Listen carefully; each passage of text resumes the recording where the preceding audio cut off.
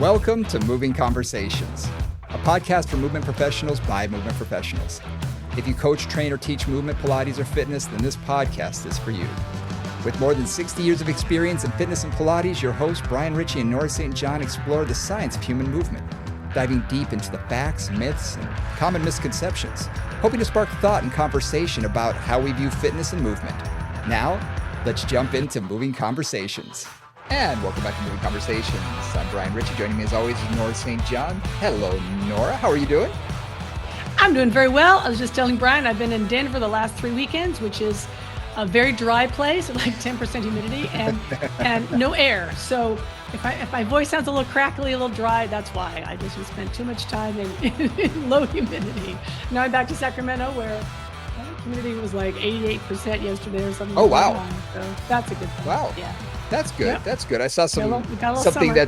that showed that there was going to be some weather coming through Northern California and Oregon. And so I was like, oh, you guys might get a little bit. Yep, indeed. Oh, so last week we had a great conversation with Irene McCormick on menopause. And I thought it'd be a good idea let's take that a step further. She talked about her program and some of her thoughts.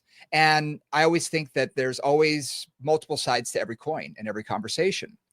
And for a general thing, she's focused a lot. She's, really dove deep into menopause and research and things like that. But for the general practitioner out there, I think just giving some general guidelines to working with people as we age and as our bodies change would be a good thing. So we can talk about that today if you're game for that.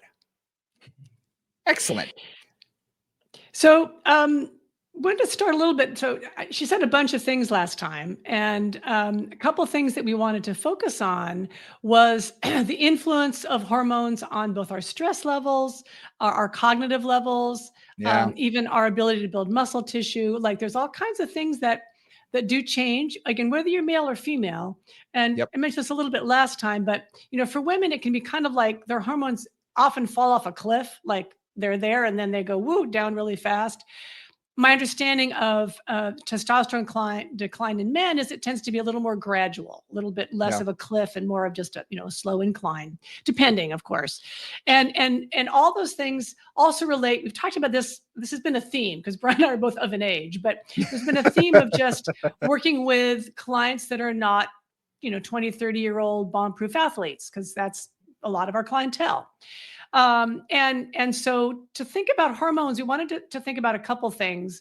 We'll start with estrogen loss, right? Estrogen loss. Estrogen goes away and several things happen. And one thing I wanted to mention was you build muscle less well without estrogen. Estrogen really helps to build and maintain muscle mass.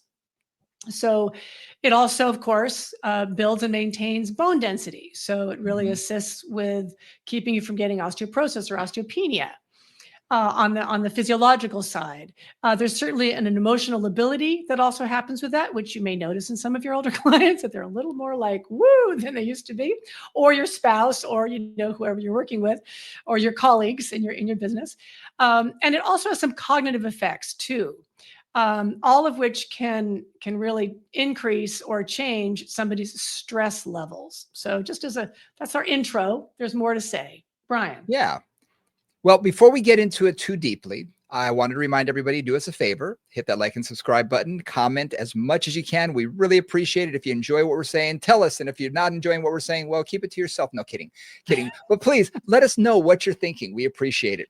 You can always get in touch with us also through social media on Instagram at Moving Convos, and movingconvos@gmail.com is our email address. So with that being behind us, what I've noticed about my clients, and I'm just going to say of a certain age, I'm not going to necessarily say they're in menopause, because it was interesting. When I first started learning about menopause, this was many, many, many moons ago, I had a number of clients who were sort of going through what they called the change. And one was in her late 60s. And my thought was, wait a minute, everything I've heard from school and from everything said it should happen late 40s, early 50s, sometimes early 40s. And with her, she was still, having her menstrual cycle all the way until she was almost 70. And Wow. she started having her change in her late 60s. So that was one of the first people that I ever met that was very different on that scale of the cycle of That's life. really different. Yeah. It's very late. That's an It's very outlier. late. But what that told me is that there is a spectrum of people, because I also had a client who started in her late 30s. Her doctor just said, Yeah. look, and Yep. she was saying, no, I can't be. And said, look, your hormones are changing and it's starting a little earlier for you. You know, it Yeah. starts a little later for some. So I really see that that is a spectrum. And yes, it's a bell curve. You know, most people are going to be in the middle section, but we're going to have outliers. So when you see clients who may be exhibiting things that are just sort of uncharacteristic at times, especially, and we know those people, we work with them often enough for like, they're just acting a You little know, bit different. you know their moods. I mean, you do. If you work with somebody 2 or 3 times a week for 2 or 3 years, you kind of get a sense of their range. Exactly. Exactly. And Yeah. when they start acting differently to a significant degree, you know, that's usually the time when I usually don't say anything that would offend. I'll just ask them, you know, when's the last time you went in for a checkup? And it's an easy way that I do it, is just saying I was updating our files and I didn't have the last time you went for a checkup and blood work. And, you Mm. know, and a lot of times I'm looking for A1C, I'm looking for certain things. So I just say, well, when's the last time? Just to make sure that someone's looking. Right. And Right. for a client who's in their early 40s, a lot of times it's like, well, I don't know, last time 5, 6 years ago. So, oh, wouldn't be a bad idea. You know, I said, you know, if it's been 5 years, heck, I know my body's changed in 5 years. And I make a joke of it. Yeah. And it usually lands, at least, that they're like, oh, that's not a bad idea. And at least then Yeah. someone's watching and they can take a Yeah. look and see where they are. So to me, that's usually how I approach it, is if I start noticing anything, because it's true. You get to see things and you see people's patterns change. Hmm. Absolutely. So that kind of gives that scope, right? And some of it is, you know, your clients. I mean, people are generally going to tell me if they're. I mean, if I ask them if they're postmenopausal, they'll tell me. Mhm. Again, probably easier for me than for you just to ask that point blank, because I'll just ask it and they'll go like, yeah, no, or whatever they are. um, so a couple things to think about there is, one is just, we talked about this in terms of our sarcopenia situation as well, that exercise Mhm. becomes really, really, really, really important at this time of life for all kinds of reasons, like blood sugar levels, stress levels, maintaining muscle mass, maintaining bone density. Like if you weren't exercising between, you know, in your 30s into your 40s because of kids and business and work and whatever, you should get on it now, right? Because at Mhm. this point, it becomes more critical just to long-term health and longevity and having quality of life as you get older. Yeah.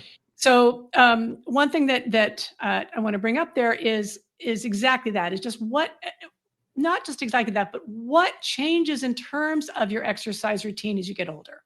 Yeah. So again, some people start their exercise routine older. That's great. Other people have a very intense one. You know, my clients who've been runners forever, or they've been, you know, athletes of one kind or another, pickleball players or tennis players or whatever, and they're really serious about it.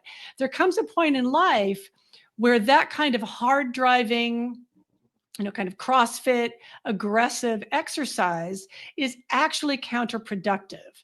Yeah. Because one of the things that happens when hormones decline, especially estrogen and progesterone, is then you can get an increase in cortisol. So there's this kind of cortisol balance there. And cortisol is a stress hormone.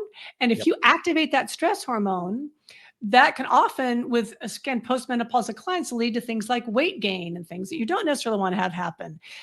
So there's often a trying to get a different approach to exercise for your, you know, more type A clients, and have them understand, like, you need to move, but you kind of need to move with a little less stress. So understand that, like, you know, because sometimes workouts can be really pushed. Like I think about the Peloton, you know, kick it, kiss it, you know, cross, right, whatever, you know, get really Yep.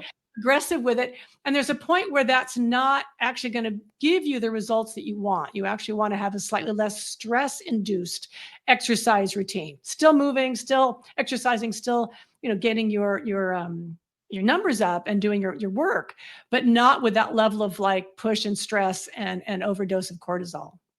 And when we talk to our clients, I'm sure you know these clients as well as I do. their bodies may be changing, their age is changing. However, their personalities may not be changing that much. And if they were type A and they were gung-ho as 20-year-olds, and Yeah. they may not have lifted a weight in the last 10 years, well, guess what? They're still going to go to the gym and do the same workout they did when they were 20.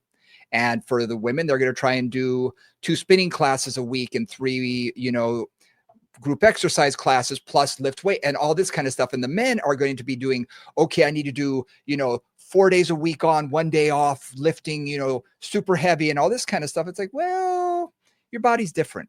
You're not the same person you were. Up here, you might feel it. But in here, the muscles really are going to be responding much, much differently. And we need to respect that. And as a trainer, I always find that it's my job to find out where that line is, how to push them, and sometimes how to make them feel like I'm pushing them. Yes, So that without it causing trouble. Yes. So I may Yeah. work on form a little bit more, or balance, or something that challenges something that they're not used to, that they're going to find difficult, or put them on an unstable apparatus or something that will change the way that they're doing it and slow them down so that I'm not going to get that high stress response, but they're still going to feel like they're working hard. So sometimes it's tricking them a little bit. So it's not just high intensity interval training and, go, go, go, go, go all the time. So I think that we have to do that and moderate that. And that's part of our job. And I say that's increasing the mindful component. Yes. Right. I mean, everything you said was really like all those challenges are not about, more reps, longer, et cetera. They're about increasing the mental challenge. Balance is fundamentally a, neurological situation, and finding good form is essentially a kind of neurological situation, if you will. Right. So a lot of times it's finding that more mindful approach to things. Yeah. One thing, I've studied acupuncture. Some of you guys may or may not know that, but I was an acupuncturist for a long time. And I also studied a lot of martial arts and, qigong and that kind of thing. And one of the things that was interesting that a lot of my teachers said was, when we're younger, we have more young, like we have energy we need to burn off, was the analogy they used, right? And you do. You got to do stuff because you just got all this energy in your body, got to move it through. And then there comes a point where that shifts. And instead of moving energy out, like through exercise, like throwing energy off, if you will, we need to start pulling that energy in and really cultivating our energy rather than dispersing it. I like that metaphor. It's I mean, when I saw a lot of my teachers, because I worked with a lot of teachers who in their 80s and their 90s, and they were really strong, really vital, really alive, and really vibrant, and they did not do what they did when they were 20, because I knew what they did when they were 20. They'll do their qigong, or they'll do their internal practices in a really different way, and much more of a mindful way. And I think that's an important thing to think about, is when is that, when do you have so much energy you need to burn it off? And then where is that point where you actually need to start cultivating your energy? And cultivating energy does not mean resting. I also want to be really clear on that. Like, that doesn't mean, oh, I'm just going to relax. I think about my mother-in-law, and every time I went to her house, it was like, oh, honey, you work so hard, just sit down. Just like, I don't sit. I'm sorry, I don't sit. That's a certain mentality that certainly a lot of my mother's generation and on. It's generational. Like, oh, you've worked so hard, you should just relax, and actually that's not good. Like, really, you want to cultivate energy, which means working at a level that allows you to maintain your energy. Right. So instead of feeling like at the end of a workout, you need to take a nap, or you're exhausted and you're sweating, like, oh my God, I got to go sit down for an hour. It's like working at the level where you can work and do your work. Maybe it's an hour workout or whatever it is, and then carry on with your life. And that's a very simple way of saying I'm cultivating my energy rather than using up my energy, rather than burning my energy. I like that analogy. And I can relate in that, in what we do. I was just talking to my son about this. We have clients that are energy givers, and we have some that are energy vampires. Yep. Yes. Goes they both take ways. it away from us. Workouts are the same way. There are some workouts where afterwards you do need a nap, where at the end you can't lift your arm. You're done. Right? Like, I'm done. Everything's used up. Exactly. You've squeezed every little ounce out of that sponge as possible. And there's a time and a place for that type of workout. And when you're young, maybe more often. When you're a little older, and with some of my clients, I like them to feel energized as they walk out the door, because most of them I'm working out before they're going to work. I do mostly mornings. So I want them to go, yep, I'm ready. Good. They walk in dragging, Yeah. Yeah. carrying their coffee thinking, oh, do I need this today? But at the end, they walk out feeling more energized. So the workout is actually giving them energy. But if I did something that was hot, super high intensity that drained them, well, how are they going to make it through the day? It's my mindset. It's like, are they going to be able to perform mentally later that day? Or Right. do they need to go home and take it easy for an hour or two before they can even do something?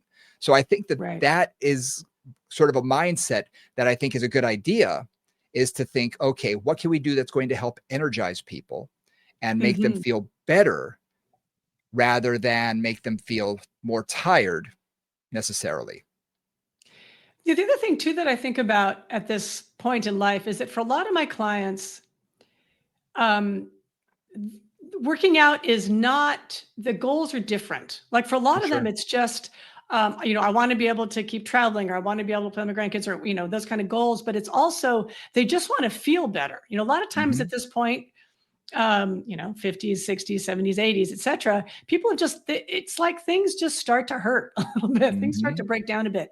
And so, working out that really brings more satisfaction, brings less discomfort, increases their ability to feel comfortable in their body and good in their Mhm. body, makes a huge difference. Again, in Yep. terms of how they feel. Like then I'm done with my workout and I feel like I'm ready for the day, instead of I'm done with my workout and oh my God, I'm dead. Yep. Yep. You And I know? think that's a mentality thing too, that we need to train our clients to Yes, have, yes, because yes. if all they know is, well, I didn't Boom, break a boom, sweat. boom. Push, push, So push. Yeah. I have one client, love him to pieces. He just turned 60. He is the biggest type A I've ever met. He, his idea of a great vacation is one where he never stops moving, will cycle 100 Uh-huh. miles a day, will Yep. do these things. And he drags his wife along. And I'm thinking, poor thing, because she's at that age, she's in her mid 50s. And I'm thinking she keeps up with him. But I'm thinking, oh my gosh, there comes a point where your body is just going to say, no mas, no Enough. mas. Yeah. And but that's just his personality. So when we work out, sometimes he teases me that didn't even break a sweat today. I'm like, that's good. We did what your body needed today. We may have done things that you wouldn't do on your own. I did more mobility work with you today. We stretched things differently. We opened up. We did 3-dimensional training rather than the same thing every time. And when I explain that, he's like, yeah. But it seeps in. It seeps in a little bit because he doesn't quit. He, So I know he needs it. I was he keeps coming back. So he needs to give you grief, which is fine. Like clients can give you grief all day long. If they keep coming back, they're getting something out of it that's valuable to them. Right? Exactly. Yeah. And Yeah. and again, it's our job to moderate that. And there are some times that I do train him so that, he is exhausted afterwards. It's like, okay, once in a while, not a bad thing. Especially if he says, Yeah. I just was on, I just came back from such and such and haven't worked out in 3 days. And then I'm Right. like, okay, you need this for your mentality as well. You need to Right. just Yeah. burn. Yeah. So it's our job, like I said, to really figure out what the client needs. And that takes some skill, and that takes, learning who the client is. Yeah, which it always does, right? Oh, Every client absolutely. has their own unique things that motivate them, or that demotivate them, or that inspire them, or don't. And you've all got to. That's a lot of our job, is to find the things that really help that client to move forward. Absolutely. Um, One other thing I wanted to mention, which relates a little bit to this whole cortisol piece, is one thing I've talked to many, many women about is estrogen is a really good multitasking hormone. And what I mean Mm, by that, and if you think about a woman's life cycle, estrogen is highest when traditionally, typically, we would be having children. And if any of you have children out there, I'm sure many of you do, multitasking is kind of what you're about for quite a few years, right? Like what's happened with Alice. Okay, Luigi needs his diaper change. So-and-so needs to go to the doctor. Like you're just running the household in that multitasking way, which is different for men. A lot of the men I know, it's like, I don't multitask. Like I have more, like I can only think about one thing at a time. Many, many men have told me that. And women, it's like, we can't afford that. I mean, particularly when we're in our childbearing years and raising kids and stuff. So estrogen is really good at that. And one of the things that I use my sister as an example, she's a lawyer. And when she first felt her estrogen going, like the thing that she lost was her ability to multitask. And so I think about many of the women that I know who are in high powered professions, who are used to like, having a lot of brain power and a lot of ability to get stuff done. And suddenly they can't do it as effectively as they used to because of the hormone change. And that will also increase your cortisol levels, right? So then you have kind of like a negative double whammy of you can no longer use your brain the way you used to. Your cognitive abilities are just changed in terms of how they function. And that means you can't do your job the way you used to. And that means that your cortisol level goes up because your stress level goes up. So there's also just, that whole piece to it, because, most people that I know are still doing very high level jobs into their 50s, 60s, 70s, even with that change in sometimes in their brain power. So. And what's interesting is that can increase their amount of stress to a point where, their cortisol goes up. They can't function as well. They can't multitask. That means they can't get as much done in a day. That means more things are on their desk. And it's just that downward spiral that never changes. And it just piles up. It just piles up. And like you said, for attorneys, I'm here in DC. Most of my clients are attorneys. And they say they're scared to go on vacation because they come back and their desk is just suddenly covered. And now they have to work twice as hard to catch up for those 2 weeks because the work doesn't stop. It still piles up. The flow continues, right? The river Exactly. keeps going, whether you're in it or not. Yeah. Exactly. So that can really set you up for a little bit of a disaster. And I've noticed even for myself, as I've aged, coming from a male perspective, that things have changed. I fatigue easier. I don't recover nearly as quickly after a workout. I have to adjust my workouts. I try and keep up with my 17-year-old. He and I work out together on the weekends. And I've had to modify my weights. Yeah, exactly. He's getting stronger and he's got tons of testosterone. He's passing you soon. Yeah, he's passing you. Oh my gosh, how is this happening?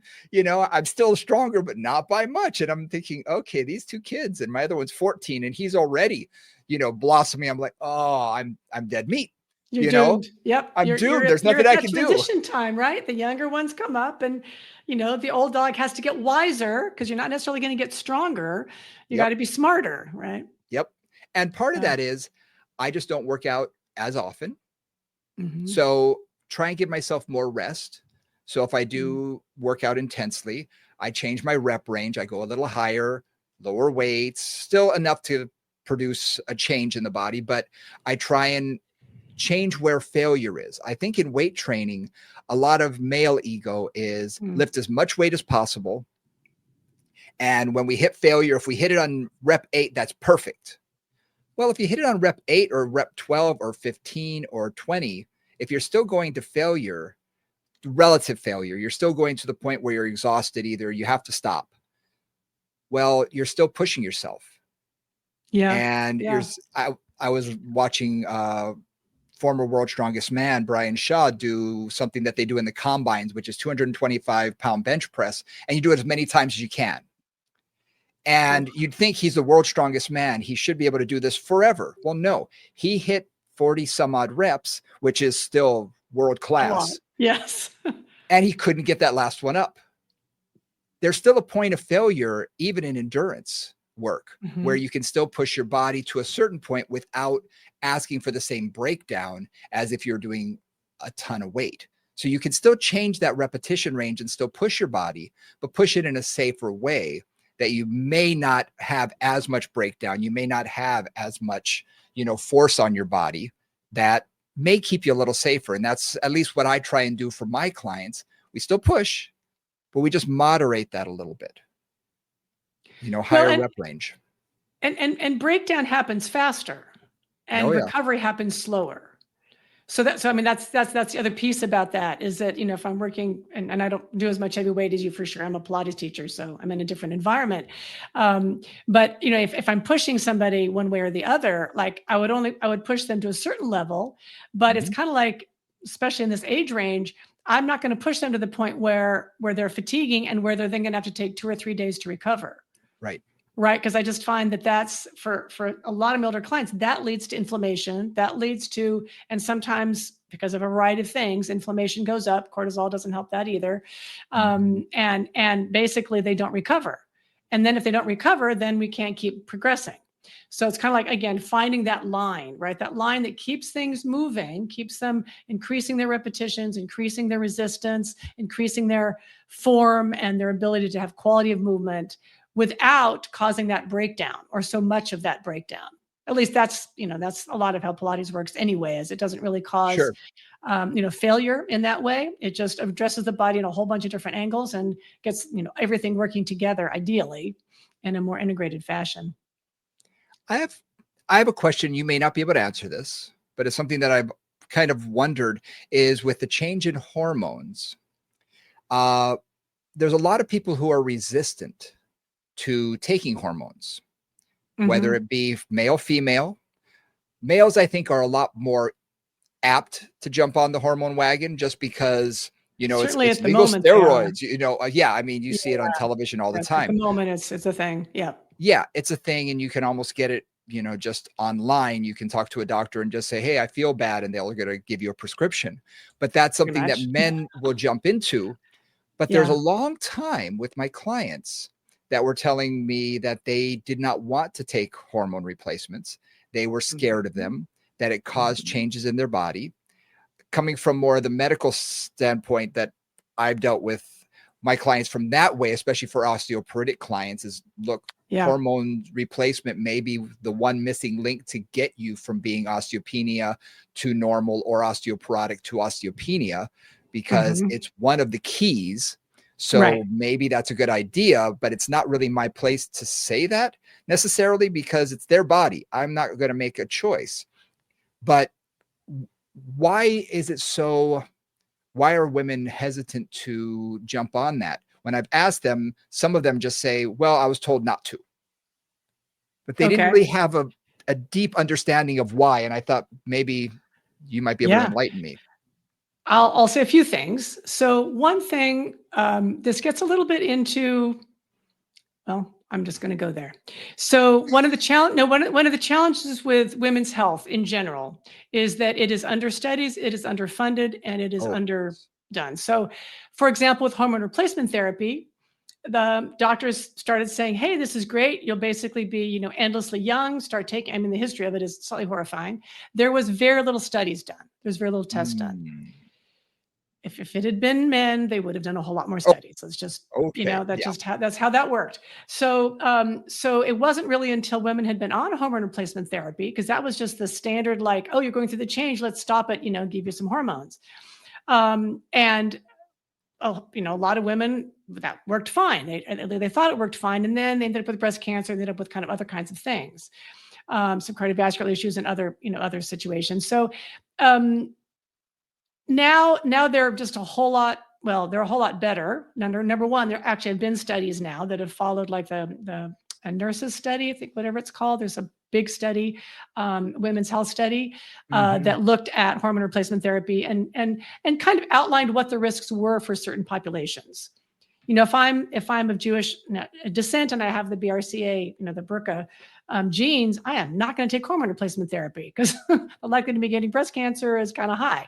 So some of it is just, what is your particular reason for not taking it? For a lot of women, it does do weird things, both like weight gain, or usually weight gain, not usually weight loss. So they gain weight. Sometimes it does mental weird things to them. Some people have like breakthrough bleeding. So there's all kinds of odd ways that the body responds to hormone replacement. And sometimes that's just uncomfortable. Sometimes it's intolerable. Side effects are what they are. Some people they're fine, some people are not. And they're not really benign. And it also often takes, like the women I know who've really been successfully on them, they'll be on them for a period of time, and it takes them a while to go, okay, what is the level of estrogen and progesterone at what times and in what combinations that work for that woman? And that can take, that can be an annoyingly long process to find like the balance that really works well. So for all those reasons, it's challenging. And then most doctors don't recommend you stay on it forever. Most doctors say, well, do this to get over, like, think of a friend of mine who was having particular issues. So she basically went on it for a short period of time to kind of get through some really severe hot flashes that were kind of ruining her life and keeping her from sleeping. And then, she just had to sort of taper it off of it and felt much better by the end of that. It's good to know that they can do that. The reason I ask is, one, I've always been curious, but number two, like you said, I was in the last week, believe it or not, 3 different clients all came to me and started talking about hormones, menopause, and things like that. So it was very much okay, very interesting that it's sort of the when you open the box, Brian, it's like it shows up always. And I never mentioned it to a single person, so I'm thinking that this hasn't even dropped yet. Okay. But yeah, it's one of those things that it's on people's thought process. And like you said, for a lot of these women, they do come from that look. It hasn't been studied enough. And if all of this happened to men, this would have been cured with a pill 50 years ago, much like, ED. It's just, here's a pill, solved, whereas, but it's a woman's issue. So there's not as much money or research or fun or any of that stuff. So that's incredibly unfortunate. And at least there's more going in that direction now. But yeah, I've always wondered why some people have been very hesitant, and the side effects are definitely one of those issues. I totally get that. But I've had a couple clients who go on them and say, I feel like me again.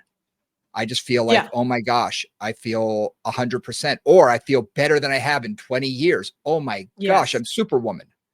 Yes, absolutely. So again, and it's just, and there's all kinds of crazy celebrities out there and influencers who are like, woohoo, this is magic. So a lot of times it is every individual woman's reaction to the hormones that make them do it or not. It's also like, is it solving a problem? It's like, I feel fine. So I don't feel like I need more, because I'm perfectly, I feel healthy as I am. And that the change wasn't that dramatic. And I'm like, I'm good. But that's not true for everybody. And certainly for somebody who is acutely osteoporotic, where osteoporosis is really an issue, and they want to maintain, let's say, a skiing habit or a pickleball habit, that's something where you may want to think, like, you don't want to take the risk, given your high level of activity and desire for high level activity, to break a bone. So, I think a lot of it is those kind of choices. Yeah. And when doing the research, after we talked with Irene, I got curious. So I started doing a little bit and looking some of the meta studies, and it's amazing at how general exercise guidelines are. I know. When it comes to for everything. It's really as though they don't want to give you a single specific, except for contraindications, which I appreciate. They say, look, if you have a history of osteoporosis or osteopenia, no high intensity, no plyometrics, but that's just good advice anyway. But at least they're coming out and saying that. But they're also not giving great advice about, here, go exercise. And I think that is good, but it does a disservice to someone who doesn't know what they're doing. Well, you and I've looked at enough research on movement to know, like, I don't get what I want out of any of those studies for the most part. Right? Because they say things like, even if they say something like increase the strength of the quadriceps, like, okay, great. That's good. By how much and in what way and there's always details you'd like to have. And exercise is like, what does that mean even?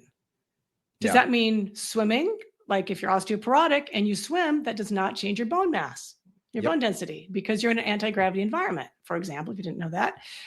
Right. So, and if it's osteoporosis, you're trying to deal with, how do I load my bones? Like, how do I load my bones? And I've been down that path a lot in terms of osteoporosis, particularly. And somebody else was sending me down that path yesterday when I was talking to them. Like, how do we really create functional guidelines for something like osteoporosis, where the general guidelines are don't flex? Okay. Try putting on your shoes, try getting out of bed, try getting in your car, right? Like, flexion is, even if you're controlling it and containing it, like, you have to do a certain amount of that just for ordinary life. Yep. So then it's like, okay, how do I develop the skills needed or the safety needed to do those tasks? And that's something that I keep looking, like I really, about every year or so, I'll look back through the osteoporosis literature and see if there's anything kind of new that's come up in terms of more specific guidelines as opposed to just no loaded flexion. Yeah. And it doesn't change that much, you know? No. One of the meta studies that I read actually gave details that I was shocked.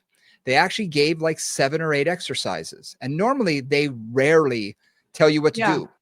And these were load bearing. So at least Uh-huh. they were trying to help out, squats, stand up, sit downs, things like that, step ups, Right.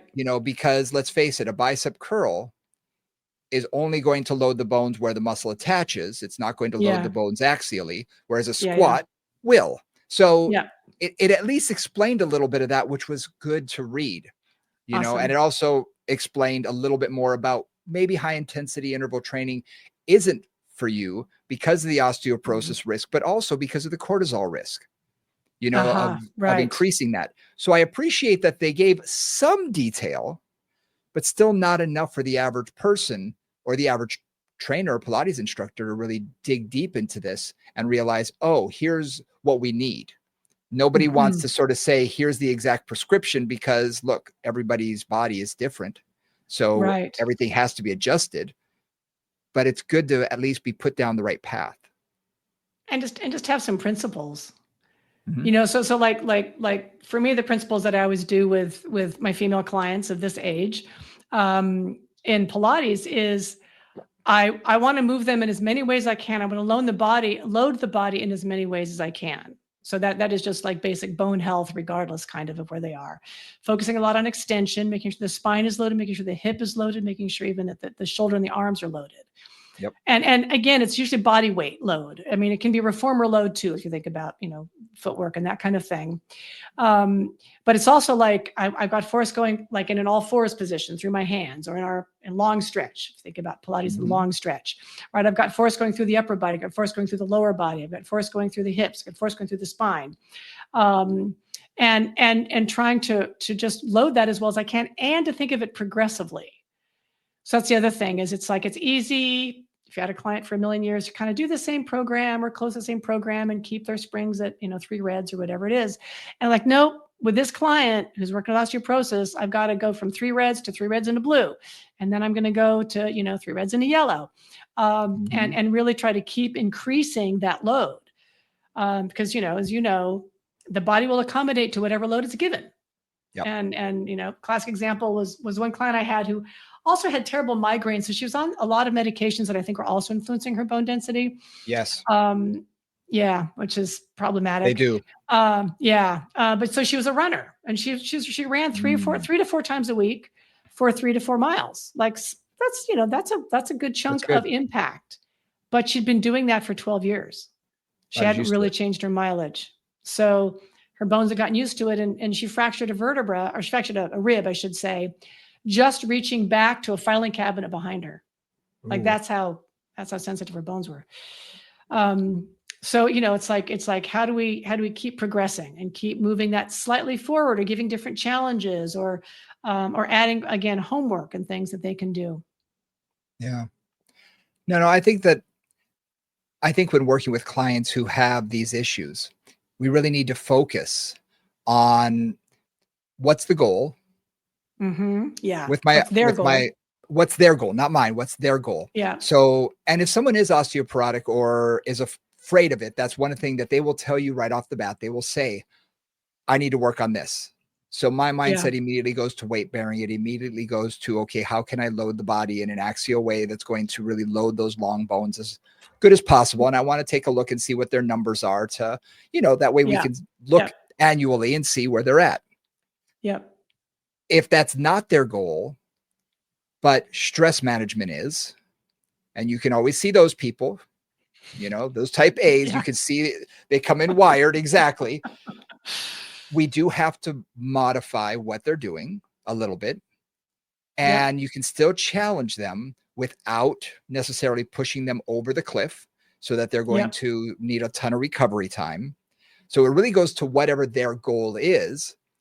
And also, I hate to say this, but too many people, I think, still have the mindset that I need to do a lot of exercise. I need to do a lot of cardio. I need to do a lot of this in order to lose weight.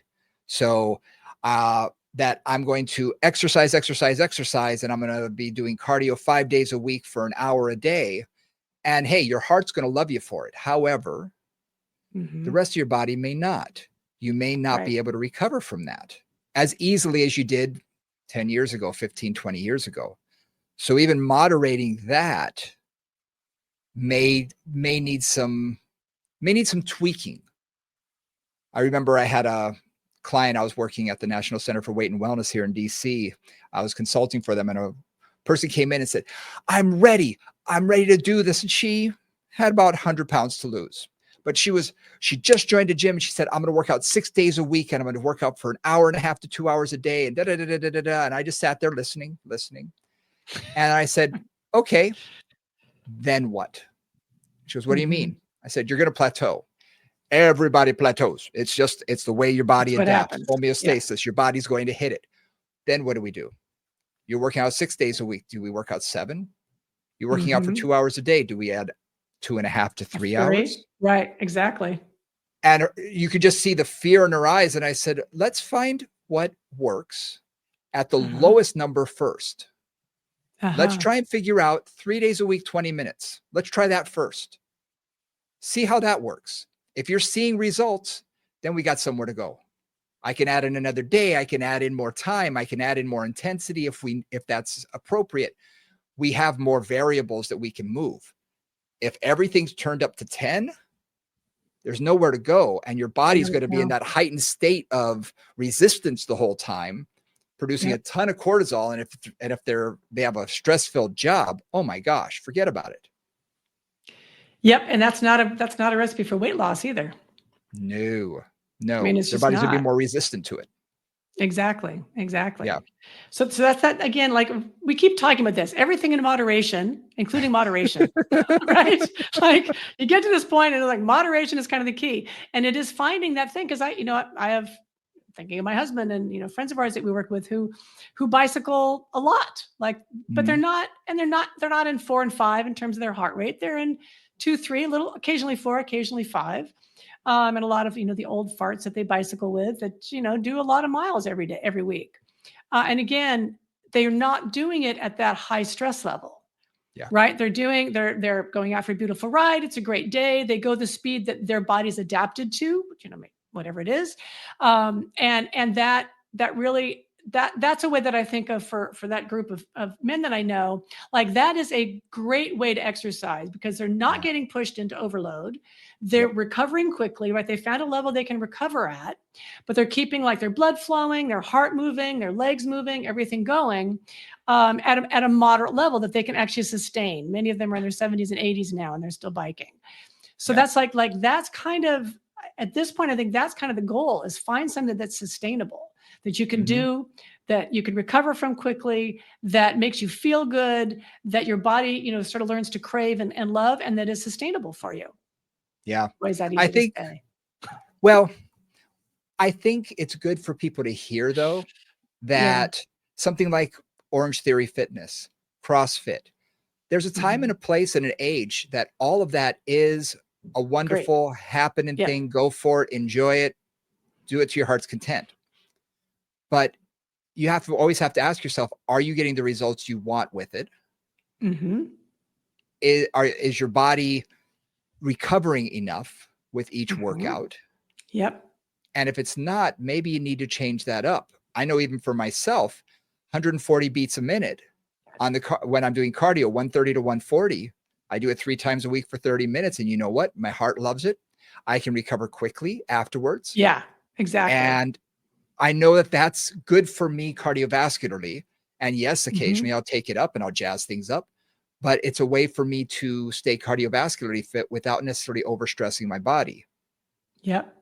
And I think everybody needs to figure out what works best for them. And then on top of that, I do weight training twice a week. This is, again, for me, my body is sort of used to more exercise than less. So with a client, I will start them out a little bit less. I'll say, okay, I want you to go for a walk 3 times a week. Go out for 30 minutes, 20 minutes, whatever it is. And if I know their neighborhood, I'll know how many hills and things like that. I can say, okay, won't even talk about heart rate. Just get moving.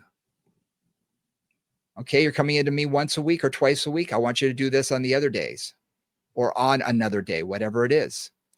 So really trying to give them exactly what their body needs at that time, so that their body doesn't have that high stress level, that they're recovering, that they actually enjoy going out for a walk, that they are actually enjoying their workout, and they're going to do the rehab or whatever exercises I'm asking them to do for their goal. And it can really begin to help push them toward their goal without sort of shoving them off the cliff on the way. I think all of that is exactly right, which is how do we develop a routine? Because that's the other thing. For so many of my clients, like I had clients in my studio who came in 2 or 3 times a week for years and did Pilates 2 or 3 times a week. And they had done something else, other things, but they had found something that they liked to do, that they were committed to doing, that they would do. And honestly, with a lot of my clients, that's the thing, is how do you get something that they're willing to do, especially at this age, kind of forever? Like there's a baseline, something that works for them, that keeps them going, that keeps them moving, that keeps them feeling good, whatever that is, whether it's Pilates, whether it's weight training, whether it's cardio stuff, whatever it is, swimming, whatever works, right? That they're willing to do and that they'll do regularly. Because that's really the trick of this age, is you just got to do it. You just got to do it, and you got to keep doing it. And if you don't, you'll find it's much harder to recover. It takes much longer to get back to your previous levels of fitness and all that. So, yeah, I think having appropriate goals is something else to keep on the outset with these clients, because those who come in who have goals that are unrealistic, it's up to us to sometimes pull them back from that. I remember talking to someone who would promise the client anything. They want to lose 20 pounds in a month. No problem. We got you. You're like, no. Yeah. Yeah. You're doing them a disservice by lying to them, first of all, because that that's not going to happen. So you really want to I always want to establish that rapport immediately. So if they say, here's what I want and everything, and I'll say, you know what? Good luck. But I'm not the person for you for that, because physiologically that's not possible without a lot of intervention, or without you quitting your job and, dedicating your entire life to something else, right? That's a possibility. If you want to do that, go for it. But if you can afford it, feel free. Yeah. But I think establishing appropriate goals, whether it be age appropriate, whether it be hormone appropriate, whether it be whatever, but really sitting down and figuring out, okay, what is appropriate for you is going to be different than what's appropriate for your daughter. Yeah. Yep. Because you may see what she's doing and you're saying, I really want to look like her. Good luck. She's 18. Right. You're no longer 18, and that's okay. That's I'm not my kid's age, obviously, but we have to sort of have those conversations sometimes and try and figure out what's a good goal for them that they can achieve and feel successful at. Because I think that mindset too, I think you're going to increase the amount of stress if they never hit their goal, if they can't hit their goal, and they're always sort of up against it thinking I need to, but they're never going to be able to. Yeah. Creating unrealistic goals is not helpful for anybody. Plus, most clients with really unrealistic goals quit. Exactly. I mean, that's been my experience, is that if they really can't, if they're expecting to, again, be like they were when they were 20 and they're now 62, like that's just not going to happen. Yeah. And if they can't come to grips with that, they often get so frustrated and so disappointed that they just, they bail on the whole thing. So that manic version of exercise or commitment to their own health. Yeah. Well, one of the things I think we're coming up on in this is it's challenging. It's confusing. Yeah. There's nothing easy about working with someone who's going through a hormonal change, because your body is different, and it's different than it was 5 years ago, 10 years ago. Not only are you older and your body is not recuperating as quickly, but now you've got an endocrine system that's now in flux, and things are all over the place, and it doesn't even know what's going on. So it's a challenge for us as instructors to be able to program safely for this person and keep them on the right track and make sure that you're getting them to their goals. And I think we just have to sort of take every case as an individual and figure out what's working. If something isn't working, be willing to change course, change direction, change gears, and switch on a dime if you need to. If you see that their bodies aren't changing, or if you see that things are going the opposite way or whatever. And I think also be willing to talk to their doctor or get them to Yeah. see their doctor. Yeah. Yeah, we talked about this a little bit. One of the things that I was remembering is one of the challenges that a lot of my women who've gone through menopause or going through menopause have is that their thyroid also can go wacky. Yes. That's really common for a lot of the women that I work with, that they go through menopause, they start to gain a lot of weight, they think it's just the estrogen, and then they go and get their thyroid checked, and their thyroid has gone kaput. Thyroid is directly related to stress, for sure. Yep. So, many clients I've had who have funky thyroid numbers calm their stress down, and their thyroid numbers get more normal, even without medication. So, so that's another thing just to be aware of. It's like what's happening, and keeping them aware of that, right? Working with your doctor, working with whoever your medical professionals are, to make sure that you're getting monitored and that you know kind of what state you're in and what the options are in terms of managing that state if it's not working for you. Because we do what we do, but we're not changing your physiology particularly. Nope. I mean, exercise does a little bit of that, but that's not its primary job. Yeah. And also, I think it's a good idea to make sure that they're talking to, not only for females, their OBGYN, but also an endocrinologist, someone who Yeah, specializes exactly. in this. Yep. I can't tell you how many of my clients who they have their general practitioner and then they have their OBGYN, but they don't have an endocrinologist. And I always say, well, maybe that's another doctor to get on board, because they see things from a different lens. I mean, every doctor, I tell people this all the time. If you got a broken leg and you go to a podiatrist, he's going to try and fix your shoes in order to fix your leg. Exactly. I mean, Yes. we look Yeah. through the lens that we know that we have available to us. So in that sense, seeing an endocrinologist, what do they recommend? When they're looking at these numbers, maybe they will see something that your general practitioner may not. Mm-hmm. You know? They're often looking. I mean, the difference between them and like an OBGYN or even a general practitioner is they're specifically looking, if they're good, at the balance Yeah. of all of the elements that are floating around in your system. Yep. Right. And the imbalance of all the things that are floating around in your system. And, OBGYN is generally going to look at, like, your hormone levels, your sex hormone levels primarily. And your general practitioner, depending on their viewpoint Their and specialty. perspective, Yep. or whatever they're focused on at the moment, or whatever you can focus them on at the moment too. I was going to say, and also their age. I hate to say this, but I've had a number of Yeah. them say, oh yeah, he's in his 70s now. And, he's still practicing. I'm saying, great. I'm glad you like him, but I'm is not he up going to to it. date? Yeah. Is he up to date with everything that's out there? And especially if it's a he and you're having hormone issues, maybe a good idea to talk to someone else just to get another perspective.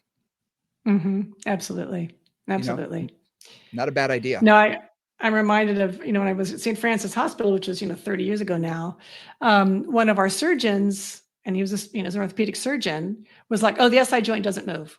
I'm like, yeah, I don't think that's correct. But he was trained at a time when it was believed, and this is a slight random aside, but the reason, my understanding is that they thought that is because if you're dissecting old bodies, most of their SI joints have fused by the time because a lot of them start to fuse roughly in their 50s. And so you're dissecting a 70-year-old, which a lot of cadavers are old, it has fused. So it's not moving. Yeah. And I worked with enough hypermobile dancers to go, oh no, that definitely moves. But again, it's just you know what you know. Right. And Yes. you go based on that. And we all do. I mean, I'm learning, I'm really enjoying learning a lot of new things about movement science in my 30 plus years doing this, because when I started, there's a lot of things that I look back on and go, that wasn't right. That wasn't right either. Things that you and I learned, Brian, that were like, I'm glad that Yeah, that's evolved, you know, that time, 100%. experience, and research have moved us forward from some assumptions that were just not right. Absolutely. And like you said, 30 years ago, hormone replacements were a lot different than they are now. Yeah. They're And a higher doctor dosage may for the have, most part. yeah, well, a doctor may have just said, here, take this. And Yeah. you did what they said, and they may Yeah. not monitor it closely. Today, I know with my clients, they get checked regularly. And if Yeah. they start feeling off, my clients make one phone call, they go in for blood work, and then things are adjusted. Yeah. And you kind of need that. You don't need to be given a pill like an aspirin and say, here, take this. It's going to solve all your problems. You need someone who's working with you who can Yeah. monitor it on an annual basis or more often, if need If be, necessary. Mm-hmm. and be able to adjust it, fine tune it, because your body's going to keep changing. As we age, we continue to change one way or the other. And as those hormone levels change, it'll be, oh, okay, we can take this one down. We should take this one up. And there's a lot more fine tuning now than there ever was before. So that's a benefit. Whereas 30 years ago, we didn't really have that. No, and you're making me think. So one of the things that has changed for men is testosterone replacement. Oh, yeah. But that's relatively new. That was not talked about much a few years ago, and it's a big thing. And you see it on ads and really cheesy ads mostly, right? There's like all the like, oh, I don't feel like a young stud Text anymore, so this I'm going to to take this. this stuff. Yeah, yeah, Right, yeah. whatever.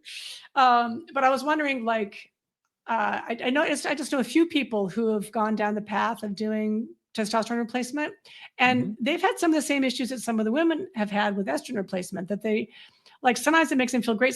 One of my clients said it jacked him up so much he's like he couldn't Yeah. sleep. His heart was palpitating. It was like felt like he'd just taken 2 cups of coffee. Yep. So, so there's also that. It's like everybody needs that. And that's where that moderation, working with your doctor to get the dosage right, to really fine tune your physiology as best you can, given today's modern tools. And I also have to say, if you're not getting the answers you want from the doctor you're working with, and you can afford to and have the resources to find another one. Because, Yeah. man, doctors they're not all the same. They're not all the No. same. And, ask your friends who have good ones, like get referrals from people that you know, because all of that can make a big difference in terms of really successfully monitoring and managing these transitions as we age. I've had a number of male clients suddenly confide in me how long they've been taking testosterone.